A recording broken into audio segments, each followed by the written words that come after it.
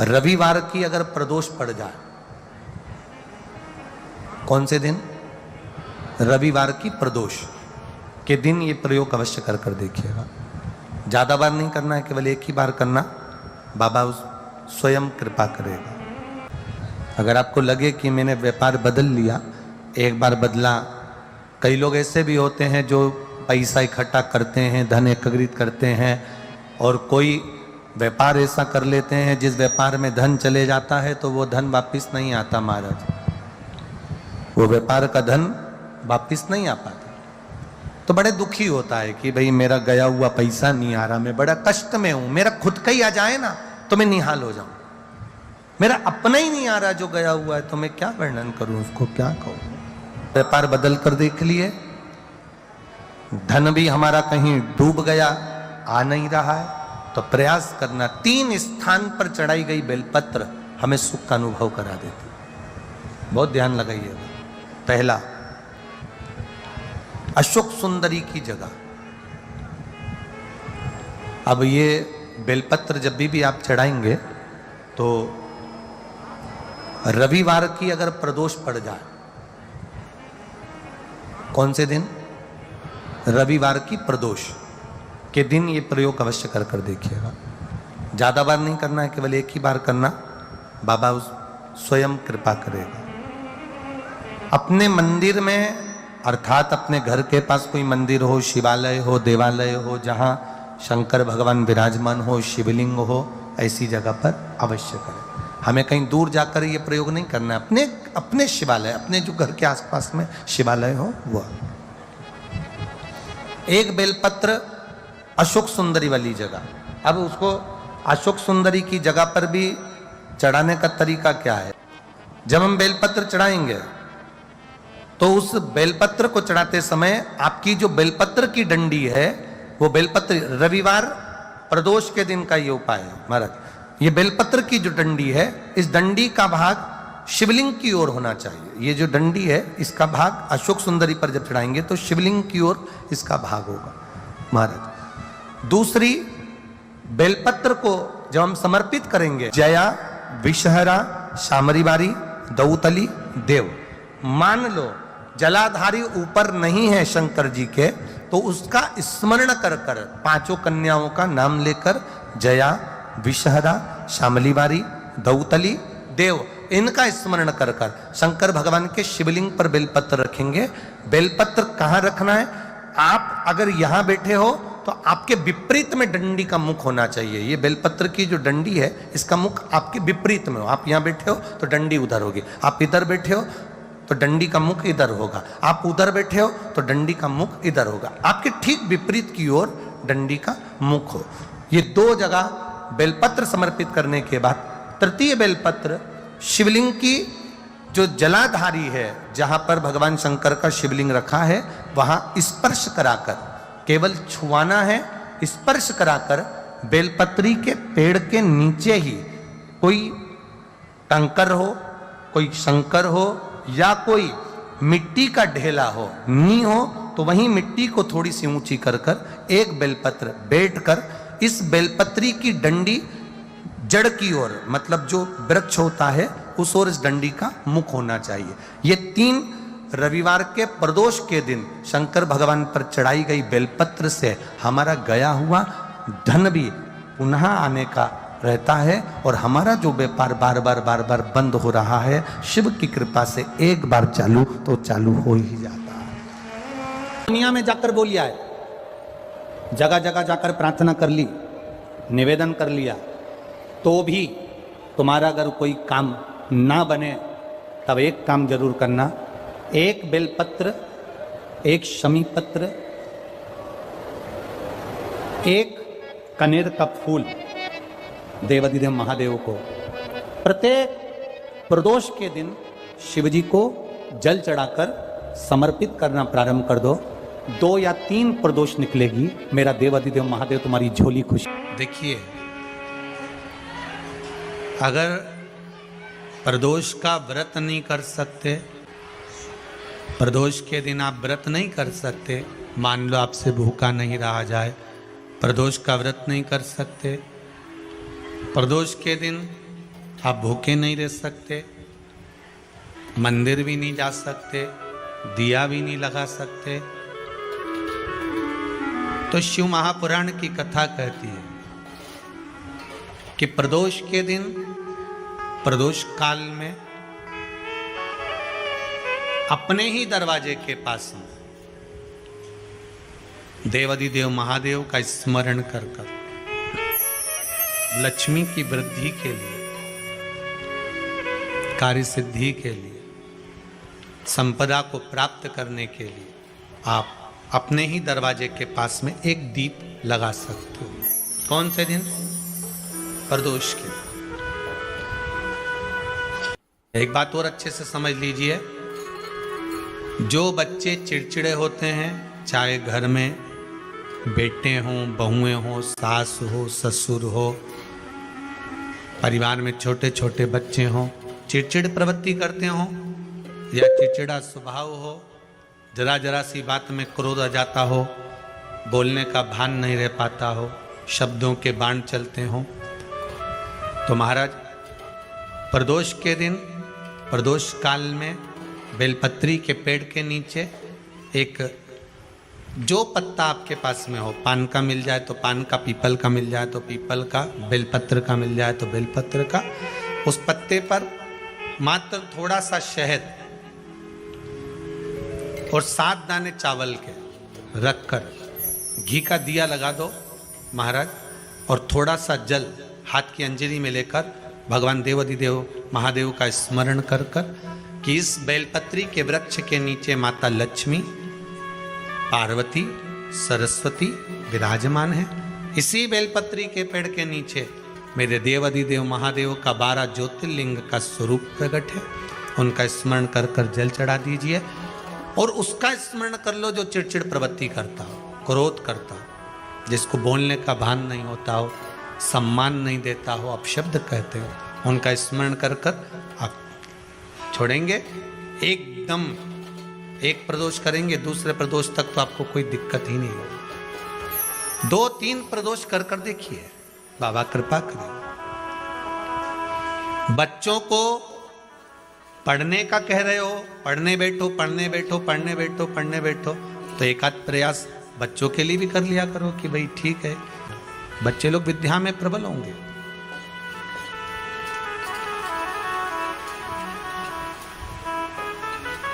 शिव उपासना का जो फल है वह 1000 गुना। 2 तली का एक काम सबसे अच्छा है। यदि किसी लड़का लड़की ने आपस में विचार कर लिया कि तलाक हो रहा है और लड़की ने या लड़के में से किसी एक ने विचार कर लिया कि मुझे तलाक नहीं लेना है, मुझे तो इसी वर के साथ में या इसी कन्या के साथ में रहना है, और अगर 2 बेलपत्र, 2 दुर्वा, 2 कनेर के पुष्प हाथ में लेकर 1 लोटा जल शिवजी को समर्पित कर कर अगर 2 तली का नाम लेकर ये एक साथ शिवलिंग पर चढ़ा दिए जाएं, तो वो प्रदोष के दिन अगर इसको चढ़ाया गया है तो लड़का लड़की का तलाक नहीं होता, आपस में प्रेम बनना प्रारंभ हो जाता है। ऐसा लगे जीवन में कि मैं बहुत दुखी हूं और कष्टमय जीवन चल रहा है और कोई समस्या का हल ही नहीं मिल रहा, बहुत दिन हो गए जूझ रही हूं मैं इन समस्याओं से, तो बेलपत्री की जड़ के अंतर्गत जो बेलपत्री का बड़ा वृक्ष हो, उसकी जो जड़ हो, उस जड़ पर लाल चंदन घिसकर या लाल चंदन से कटोरी में घिसकर लेकर जाएं। शिवजी पर लाल चंदन से पूजन करने के बाद में उसी चंदन को लेकर आकर बेलपत्री की जड़ के अंतर्गत ओम अक्षर को लिखकर एक बेलपत्र अपनी कामना कर कर उस जड़ पर बेलपत्री के समर्पित करना। पहले कथा में कहा है कि बेलपत्री कोई साधारण सा वृक्ष नहीं है, इसको केवल साधारण मत मानना, वृक्ष नहीं है। बेलपत्री की जड़ में ओम शब्द लिखकर, अक्षर लिखकर उस पर एक बेलपत्र समर्पित कर कर शिव जी से अपनी कामना कर कर जो प्रदोष के दिन प्रदोष काल के अंतर्गत बेलपत्री के वृक्ष की पूजन कर कर, ये नाद कर कर, ओम अक्षर का नाद कर कर स्मरण कर कर आता है। ज्यादा से ज्यादा कहेंगे तो 4 दिन 5 दिन में या 6 दिन में मेरा देव अधिदेव महादेव जो समस्या और टेंशन जिंदगी में चल रहा होता है उससे थोड़ा बहुत तो निजात मेरा देव अधिदेव महादेव उसी समय करना प्रारंभ कर देता है।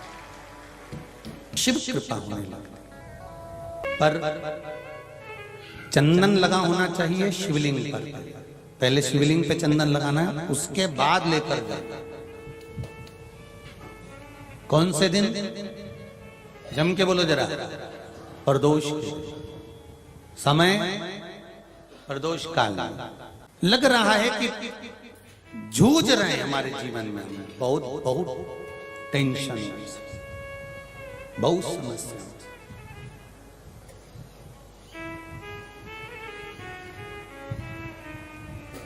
तब ओम अक्षर का नाद मूल होना चाहिए।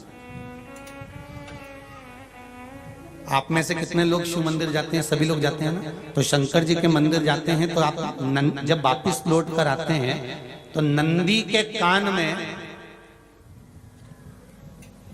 जब हम नंदी से कुछ कहते हैं, आप लोग जब वापिस लौट कर आते होंगे तो नंदी से कहकर आते होंगे ना कुछ लोग। तो जब हम नंदी से कुछ कहकर आते हैं, आपने देखा होगा कई लोग नंदी के कान में कुछ कहते हैं। फिर नंदी का जो सींग होता है उस सींग के बीच में से शिवलिंग का दर्शन करते हैं। तो नंदी को जब कोई बात कही जाती है, नंदी से जब कुछ कहा जाता है कि हमारी बात शिवजी तक पहुंचाना, तो उसमें सबसे पहला अगर नाद करा जाता है नंदी के कानों में तो ओम का नाद करा जाता है। आप सीधे जाकर अगर कहेंगे नंदी को कि हमारी ये बात है, आप वहां तक पहुंचा देना, तो नंदी उस बात को कहे चाहे नहीं कहे, पर जब आप नंदी के कान में ओम कहने के बाद में अपने हृदय की बात कहते हैं, तो जैसे एक पत्र आपने भेजा और पत्र को तुमने लिफाफे के अंदर रख दिया, रखने के बाद में तुमने एड्रेस भी लिख दिया। समझ लेना बहुत अच्छे से। एड्रेस लिखने के बाद में तुमने अपना मोबाइल नंबर भी लिख दिया, सब कुछ कंप्लीट कर दिया। अब इस लिफाफे को तुमको भोपाल भेजना है सागर से, और तुमने ले जाकर इस लिफाफे को डाकघर के डब्बे में डाल दिया। लिफाफा जाएगा, जम के बोलिए, एड्रेस पूरा लिखा है, पीछे तुम्हारा नाम भी लिखा है, मोबाइल नंबर भी लिखा है, सब कुछ लिख दिया, पर लिफाफा जाएगा नहीं। क्यों नहीं जाएगा? क्योंकि उस पे टिकट चिपका नहीं है। 15 पैसे का, 10 पैसे का, 25 पैसे का, या 1 रुपए का, या 2 रुपए का, उस पे अगर कोई टिकट चिपका होता फिर आप उसको डालते तो जाता कि नहीं जाता? चले जाता। ये ओम सनातन धर्म के अंतर्गत जितने भी मंत्र होते हैं, जितने ब्राह्मण मंत्र का उच्चारण करते हैं, जितने ब्राह्मण मंत्र पढ़ते हैं और मंत्र का उच्चारण करते हैं, उसमें ओम का नाद क्यों करते हैं? क्योंकि ये हमारे श्लोकों को, हमारे शब्दों को, हमारे दिल की बात को टिकट का काम कर कर परमात्मा तक पहुंचा देता है। ये ओम अक्षर, ओम शब्द, ओम नाद वहां तक पहुंचा। कभी बेलपत्र देखना, जब बेलपत्र आप समर्पित करते हैं तो ऊपर वाली जो पत्ती होती है उस पे ओम लिखते हो। कई किसी को लिखते हुए देखा होगा, चंदन से, पीले चंदन से, लाल चंदन से। सबसे मूल 3 पत्तियों में बीच वाली जो पत्ती उस पे ओम लिख दिया, फिर इधर वाली में लिख दिया नमः, इधर वाले में लिख दिया शिवाय। कभी आपने देखा कि इधर वाली पत्ती में ओम लिखा हो, इधर में नमः लिख दिया हो, इधर में शिवाय लिख दिया? नहीं, लिखने वाला लिखेगा, क्योंकि जो विद्वान होता है, चतुर होता है, जिसमें विद्वत्ता होती है, वो सबसे ऊपर वाली पत्ती में ही ओम लिखेगा, क्योंकि उसको मालूम है ये ब्रह्मा है, ये विष्णु है और ऊपर शिव है। इन दोनों का समावेश ओम में है। इसलिए वो सबसे पहली पत्ती में ओम ही लिखता है। दुनिया का कितना भी दरिद्र व्यक्ति हो,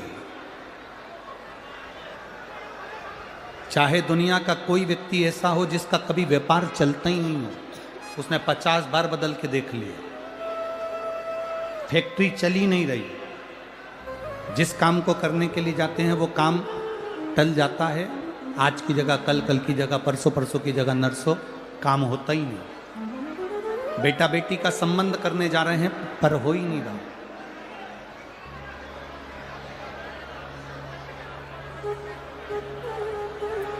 कितना भी दरिद्र से दरिद्र व्यक्ति है, कितना भी दीन से दीन व्यक्ति है, एक नियम वो अगर अपनी जिंदगी में बना ले, प्रदोष काल में, प्रदोष के समय पर बेलपत्री के वृक्ष के नीचे एक बार जाकर नमन करना और प्रदोष काल में शंकर भगवान के मंदिर में दिया लगाना, ये 2 चीजें अगर वो 3 महीना भी लगातार कर ले तो उसके जीवन में कभी कोई समस्या आ ही नहीं सकती, कोई दुख आ ही नहीं सकता। एक नियम बना, जब कोई कहते तुम्हारे जीवन में कष्ट ही कष्ट है, तब एक काम चालू करो, शिव की आराधना।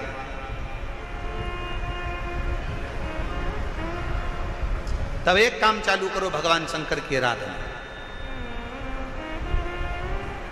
3 चीजें अपना लो। पहले नंबर पर शिव जी के मंदिर में 1 लोटा जल चढ़ाना। दूसरे नंबर पर अगर प्रदोष के दिन मंदिर में दिया लगा सकते हो तो ठीक है, नहीं तो एक कनेर का फूल पीला वाला, देखा है आप लोगों ने? जम के बोलो जरा। पीले कलर का कनेर का फूल एक, प्रदोष के दिन, प्रदोष काल के समय पर, प्रदोष काल के समय पर अगर दीप लगा सको तो ठीक है, नहीं तो एक कनेर का फूल पीले कलर का, शिव जी के अशोक सुंदरी का स्पर्श। अशोक सुंदरी वाली जगह मालूम है ना आप लोगों को? फिर से आप समझने का,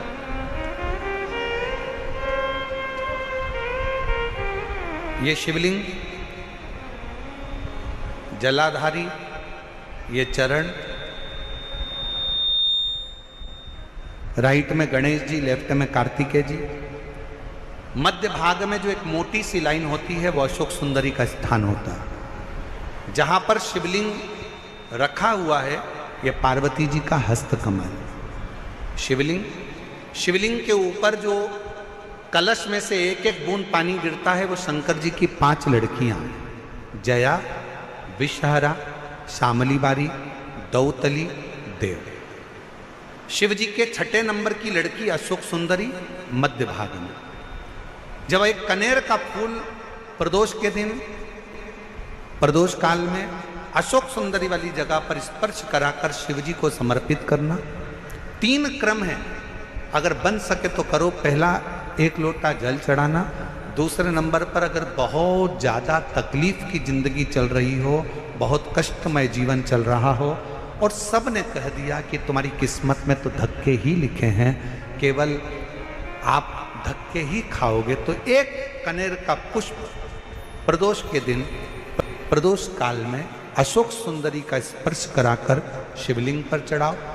और बन सके प्रत्येक महीने शिवरात्रि आती है, जैसे कल शिवरात्रि है ऐसे हर महीने शिवरात्रि आती है। शिवरात्रि के दिन 1 अक्षत, मात्र 1 अक्षत, केवल 1 चावल का दाना, 1 दुर्वा के साथ शिव जी को समर्पित करना प्रारंभ करो।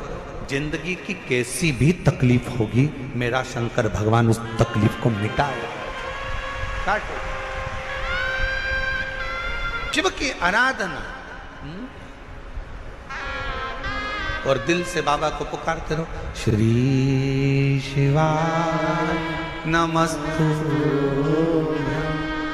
श्री शिवाय नमस्तु। और मेरी जीजियों, मेरे जीजाओं, मेरी बेटियों, बेटाओं, मेरी माताओं, एक बात और आपसे कहना चाहूँगा। जब आप पशुपतिनाथ का व्रत करो ना,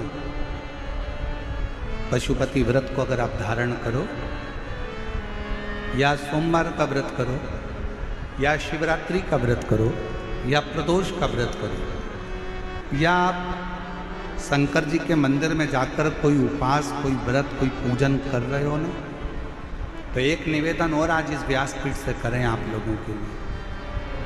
आपकी पूजन की थाली में सब कुछ है, सब कुछ।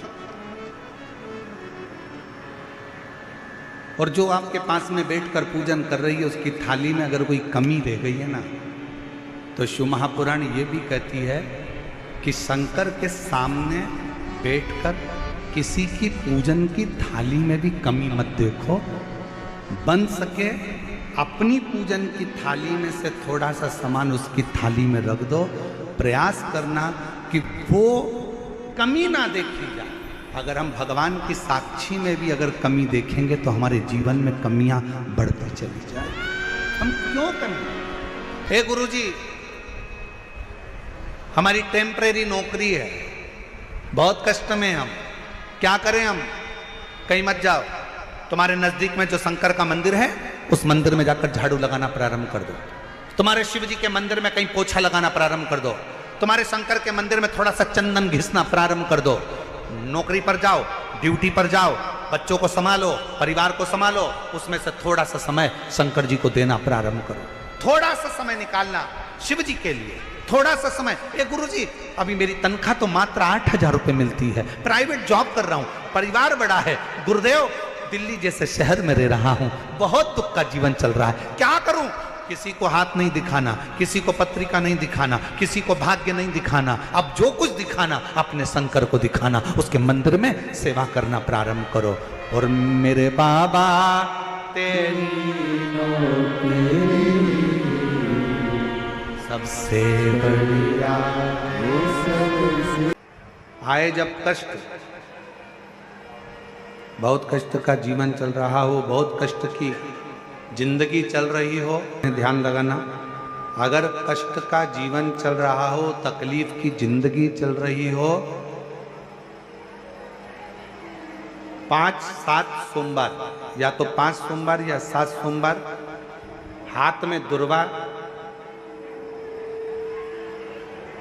मान लो ये तुमने दुर्वा ले ली, हाथ में दुर्वा, एक बेलपत्र, और उसी हाथ में अपने घर का भरा हुआ 1 लोटा जल।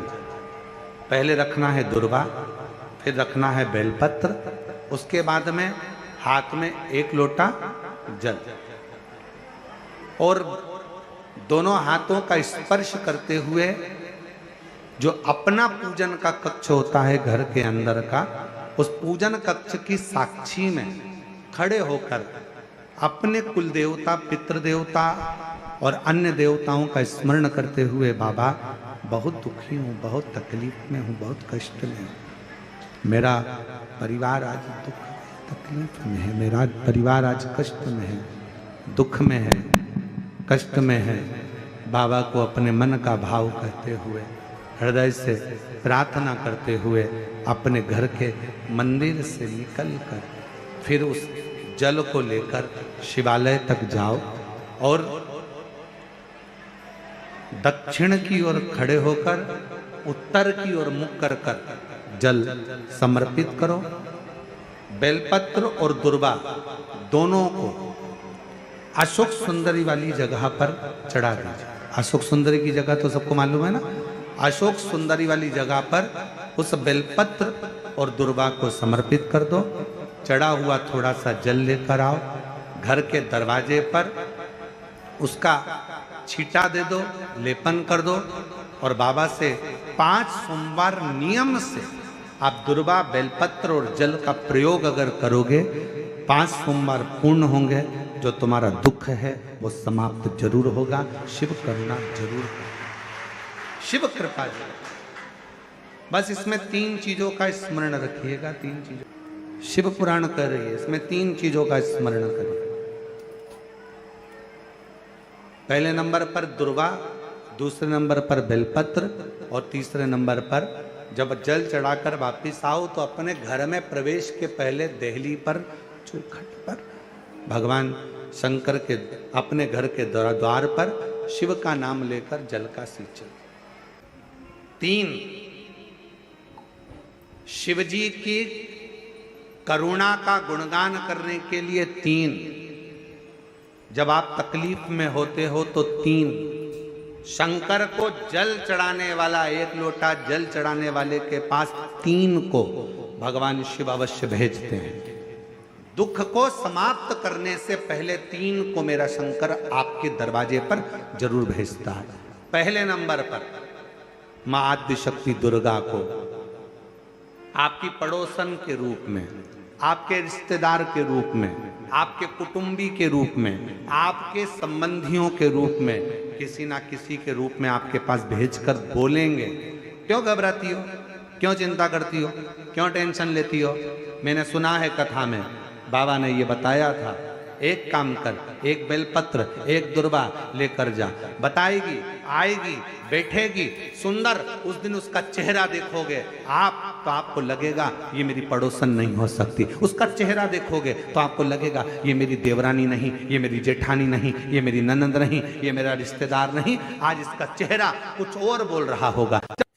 जब होगी तब कोई तुम्हारे कहेगा, धीरे से सामने नहीं आएगा तो सुंदर स्वरूप धारण कर कर स्वप्न में आकर कहेगा। ऐसा लगेगा कोई तुम्हें जगा कर कह रहा है कि तू घबराना मती, तू ये कर लेना, समझ। धीरे से सामने नहीं आएगा तो सुंदर स्वरूप धारण कर कर स्वप्न में आकर कहेगा। ऐसा लगेगा कोई तुम्हें जगा कर कह रहा है कि तू घबराना मती, तू ये कर लेना, समझ लेना मेरे बाबा ने अपनी अर्धांगिनी पार्वती को तुम्हारे पास भेज दिया। मेरे शिव ने अपनी पत्नी को तुम्हारे पास भेज दिया, अपनी अर्धांगिनी को भेज दिया। दूसरे नंबर पर मेरे भोले बाबा, मेरे शंकर, मेरे त्रिकालदर्शी, मेरे करुणा सागर, मेरे शंकर दूसरे नंबर पर अपने गण भृंगी को भेज देते। शिवजी के गण श्रृंगी और भृंगी का कर्म क्या? श्रृंगी शिव से दूर नहीं होता और भृंगी शिव जी की आज्ञा पाकर शंकर के भक्त के पास जाकर बैठता है। शिव जी अपने दूसरे पात्र को भेजते हैं भृंगी को। भृंगी दूसरे नंबर पर जाता है। उसका काम क्या है? भृंगी का कर्म क्या है? तो कहा भृंगी कभी भी सामने अपने प्रतिबिंब से नहीं आता, किसी का स्वरूप धर कर नहीं आता। भृंगी आपके हृदय में आकर भीतर से बोलने का प्रयास करता है। ये काम गलत हो रहा है, इसको रोक ले। तेरा मन से अंदर से बोलने का प्रयास करेगा, एक काम कर, तू वहां चले जाए, ऐसा हो सकता है, तू ऐसा कर ले, तू वैसा कर ले। वो बताने का प्रयास करेगा, वो आपको ले जाने का प्रयास करेगा, उस तक ले जाने का प्रयास करेगा कि ये कर्म कर, ये कर्म कर। भृंगी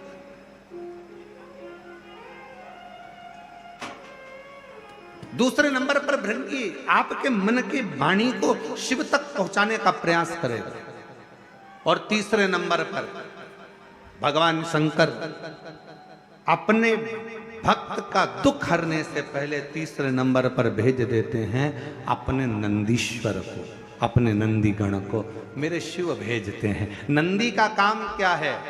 जैसे ही नंदी आता है, कोई व्यक्ति के रूप में, किसी रूप में, किसी फोन के रूप में, किसी कॉल के रूप में, किसी पत्र के रूप में, किसी मैसेज के रूप में, जब नंदी तुम्हारे घर में प्रवेश करता है तब वो तुम्हारे रास्ते को क्लीन कर देता है, रास्ते को साफ कर देता है, उसको मार्ग को प्रशस्त कर देता है। आप दिल से उससे कहो, जहां तार ना जुड़े। कोई कई कई जगह कहे ना, अभी हमने कहा कि हमारे बच्चे कहे यहाँ पर सिग्नल मिल रहा है, कोई कहे वहां सिग्नल मिल रहा है। अगर सारी दुनिया से हार गए तो फिर एक जगह पर जाकर सिग्नल मिलाना।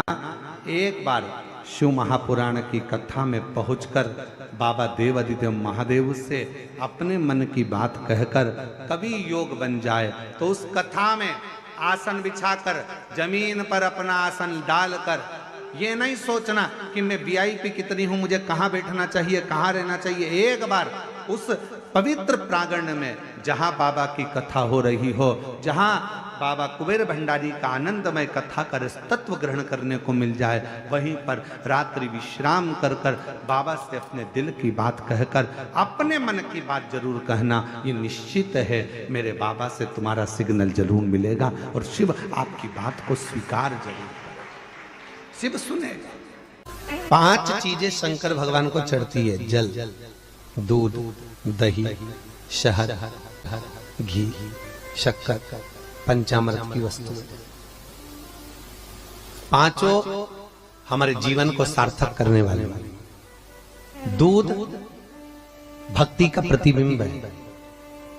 हमारे घर से रोग, बीमारी, तकलीफ को दूध चढ़ाते ही वो रोग बीमारी समाप्त होने लगती।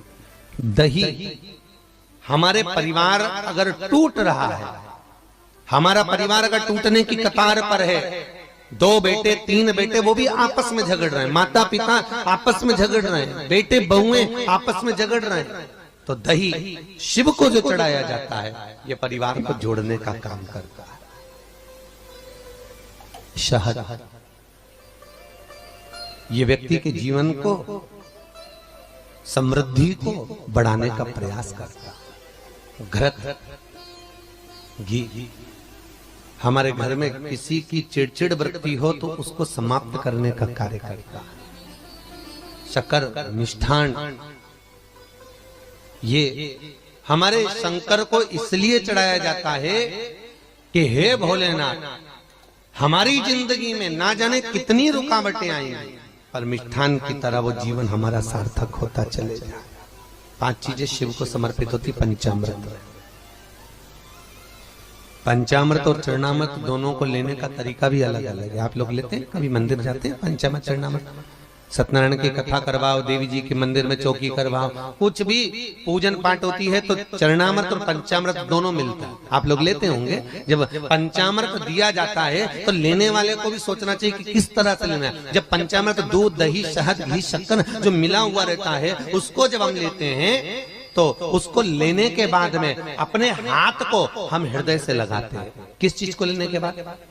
जम के बोलो। पंचामृत, चरणामृत नहीं।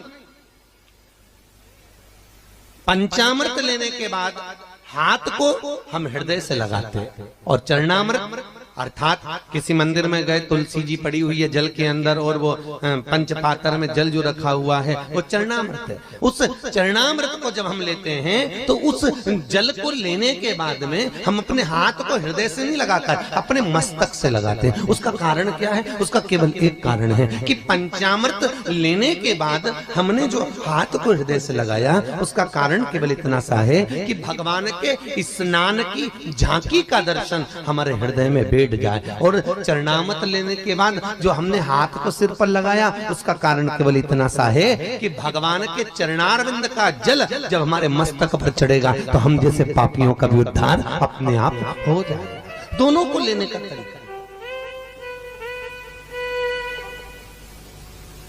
और प्रसाद, कई लोग क्या करते हैं, प्रसाद लेने के बाद हाथ सिर पे रखते हैं। नहीं नहीं नहीं, गलत।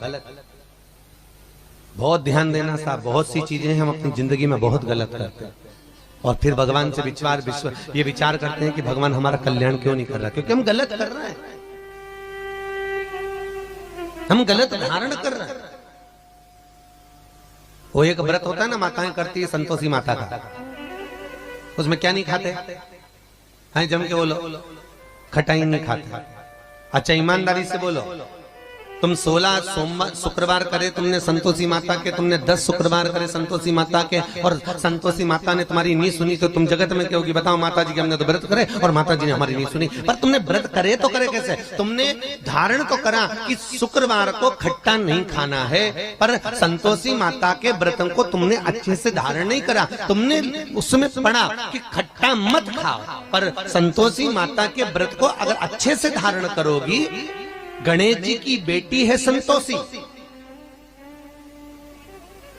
और संतोषी के व्रत को अगर तुम अच्छे से धारण करोगी तो सबसे पहला प्रसंग आता है कि खट्टा मत खाओ, और साथ में यह भी याद रखो कि खट्टा मत बोलो। अब मालूम पड़े शुक्रवार का व्रत रख लिया, खट्टा नहीं खाऊंगी, खट्टा नहीं खाऊंगी, और सबसे झगड़ा करती फिर रही, जरा जरा सी बात में लड़ रही, जरा जरा सी बात में खट्टा बोल रही, तो व्रत लगेगा? अरे बोलो तो जी जियो, अरे बोलो अच्छे से, लगेगा? व्रत का फल मिलेगा? नहीं। और जगत में कह रही मैंने तो व्रत भी करे पर फायदा नहीं हो रहा, मैंने तो व्रत भी करे कोई लाभ नहीं हो रहा, तो भगवान भी बोले लाभ कहां से होगा? खट्टा खाया नहीं पर खट्टा बोला तो, और खट्टा अगर बोल दिया तो लाभ का होगा? उसका पाप भाव कहां? अब शंकर जी की बात लेके, शंकर जी के मंदिर में गई, वहीं का लोटा, वहीं का पानी, वहीं का महादेव उठा उठा के चढ़ा रही है, तो तेरे को कोई फायदा होगा? अरे बोलो तो जरा जम के। लोटा बेचारा वो कलश किसी दूसरे का, पानी किसी दूसरे ने भर के रखा बाल्टी में, तो कहोगे महाराज जी वो चढ़ाने के लिए तो रखा था, तो था तो दूसरे का, मेहनत किसी दूसरे ने करी, बिजली चालू करके लाइट वाले के बिल बनाकर उसने पानी भरा, दूसरे का पानी, दूसरे का कलश, और तुम बड़े प्रेम से उठा के चढ़ा दोगी तो तुम्हें कोई फायदा मिलेगा? कई कई माता बड़ी चतुर होती है, कोई पीपल का पेड़ का पूजन हो, कोई आंवले का पूजन हो, कोई बड़गद का पूजन हो, किसी भी देवी देवता का पूजन करने, थाली लगी लगाई मिल जाए, किसी की लगी लगाई थाली मिल गई, रोली कोकू हल्दी मोहंदी सब और सब उठा उठा के सब चढ़ाया, और बेचारी जिसकी थाली थी थोड़ी देर बाद वो आई तो आके देखा तो सब गायब हो गया, सब गायब। और पूछ भी रही थी यहाँ सामान रखा था बताएंगे, तो कि वो एक आई थी लीलाबाई, सब चढ़ा के चली, सब चढ़ा। लाभ किसको हुआ? बोलो जम के, जिसने चढ़ाया उसको कि जिसकी थी उसको? अच्छा जम के बोलो जरा, यहां तक आवाज आना चाहिए। जिसकी थी उसको लाभ। शमी की जो पत्ती होती है,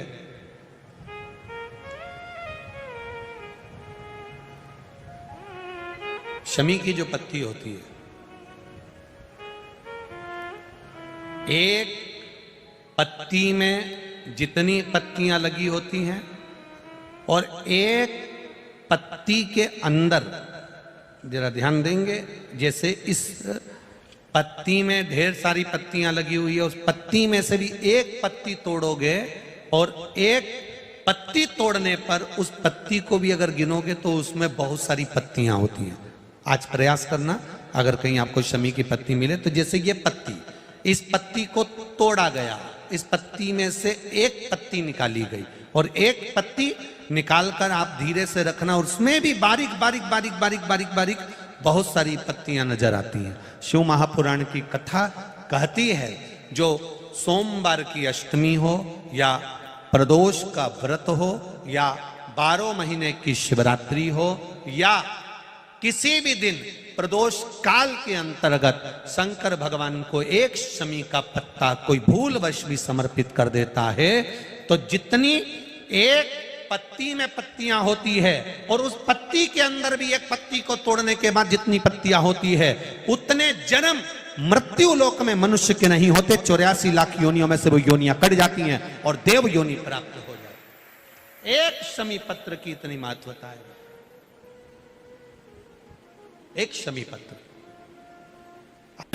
कितना सुंदर कहा है। जब जिंदगी बहुत संघर्ष में चल रही हो, बहुत दुख का जीवन चल रहा हो, बहुत कष्ट का जीवन चल रहा हो, बहुत कष्टमय जीवन चल रहा हो, तब शमी के 5 पत्ते, शमी के 5 पत्ते एक दुर्वा के साथ एक अक्षत चावल का एक दाना, वो भी हल्दी में भिंगोया हुआ हो या केसर में भिंगोया हुआ हो, शमी पत्र 5, एक दुर्वा, एक चावल का दाना, जो दिल से हृदय से बेलपत्री के वृक्ष के नीचे पार्थिव लिंग का निर्माण कर कर मट्टी का शिवलिंग बनाकर प्रदोष काल में मतलब शाम के समय पर शिवलिंग बनाकर उस पे जल चढ़ाकर जो ये 5 समीकरण